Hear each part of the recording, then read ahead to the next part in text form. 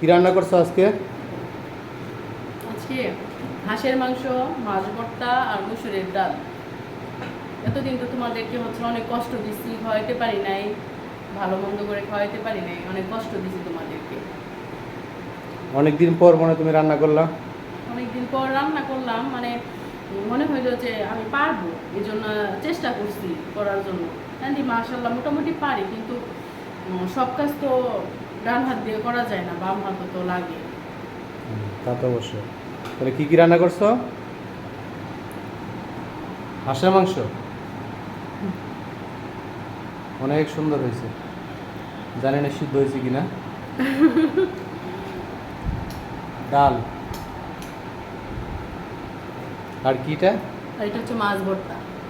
মাছ ভর্তা? আমি তো মনে করলাম যে আলু ভর্তা মনে হয়। না না না, মাছ ভর্তা, মাছ ভর্তা।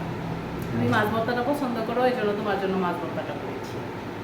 যাই হোক, অনেকদিন পরে তুমি রান্না করলা, এতদিন তো তোমাদেরকে অনেক কিন্তু রান্না ভুলে যাওয়ার কথা। রান্না ভুলে যাওয়ার কথা না, প্রায় 15 থেকে 20 দিন হতে চলেছে রান্না করো না তুমি। না, তুমি রান্না করতে দাও না, এই জন্য আমি রান্না করি না। তুমি যদি রান্না করতে দিতা তাহলে আমি অবশ্যই একটু একটু করে করতাম, টুকটাক করে করতাম। কিভাবে করবা? তুমি তো কিছু ধরতেই পারো না।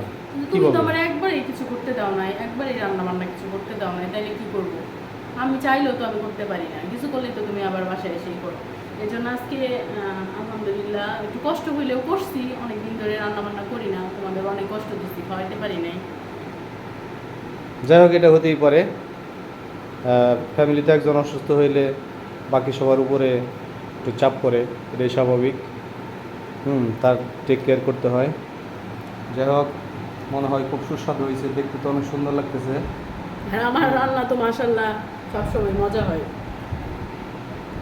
অনেকদিন পরে রান্না করলা তো, দেখো কেমন হয়েছে, খেয়ে দেখো। না, মজা হয়েছে, ভর্তা তো মজা হয়েছে, তাই না? মজা হয়েছে। আচ্ছা ঠিক আছে, তাহলে ফ্রেশ হয়ে এসে শুরু করি খাওয়া। আল্লাহর নাম নিয়ে নাকি?